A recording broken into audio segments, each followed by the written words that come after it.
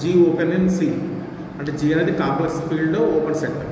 And delta B rectifiable path.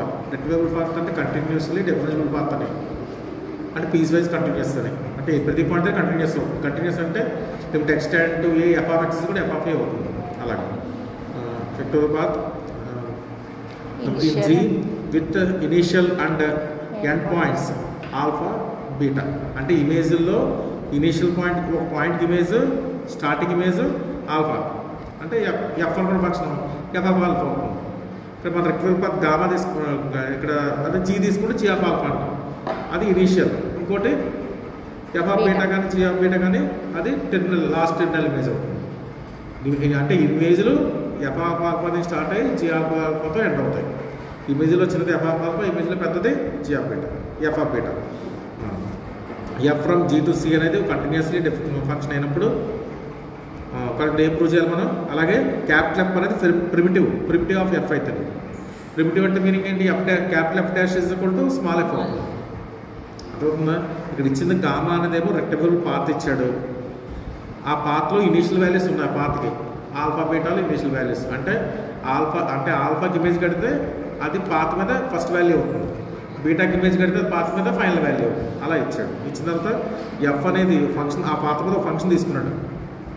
Function తీసుకున్నప్పుడు మనకి integral ఎలా rectifiable delta of F equal to F of B minus F of beta minus F of alpha, where capital F is the primitive of small F. By hypothesis capital F is the primitive of small F. That means capital F dash is equal to F అవుతుంది.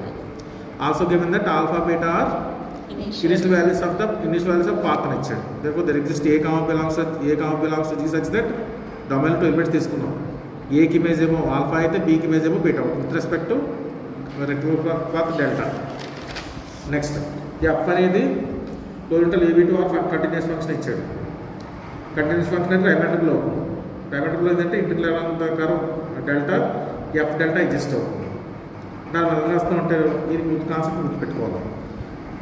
Integral along the rectangle delta f d delta equal to until a to b f of delta t delta dash of t dt అవుతుంది. Simple notation ఇది, actual notation అనమాట. f of delta t plus delta dash of t dt అవుతుంది. కానీ మనం small F దీని equal F dash equal, మరి ఇప్పుడు ఇంకా ఉన్నాడు కదా, కాబట్టి అందులో దీన్ని ఎలా రాస్తాం? F dash of gamma of T delta of T delta dash of T DT వచ్చింది. అంటే ఇది ఎలా ఉంది చూడండి. ఫస్ట్ ఫంక్షన్ని డిఫరెన్షియేషన్ చేసాం, సెకండ్ ఫంక్షన్ కాన్స్టెంట్గా పెట్టాం. నెక్స్ట్ ఏం చేసాం? సెకండ్ ఫంక్షన్ డిఫరెన్షియేషన్ చేసాం.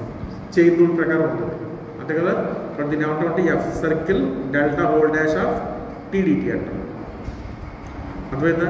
అప్పుడు integration differentiation dash and differentiation కదా, ఇంటిగ్రేషన్ డిఫరెన్షియేషన్ క్యాన్సిల్ అయిపోయింది. F circle delta of T total A to B వచ్చింది. ఫస్ట్ అప్పర్ లిమిట్లో ఆల్రెడీ సబ్స్టిట్యూట్ చేసాం. f of delta of b minus f of capital F of delta of a వచ్చింది.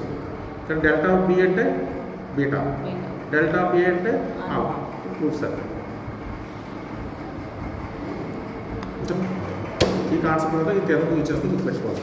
Next క్లాస్లో ఇదేదో చెప్తాం. అంటే ఇలా సింపుల్గా రాసిన ఇదైనా మీనింగ్ ఉంటుంది. దీని మీనింగ్ ఏంటి? F of delta of T equal to delta dash of T DT, అది ఇద్దరికి మీనింగ్. అది నెక్స్ట్ ఈ రెండు ఈక్వల్ నెక్స్ట్ దాంట్లో ప్రూవ్ చేద్దాం.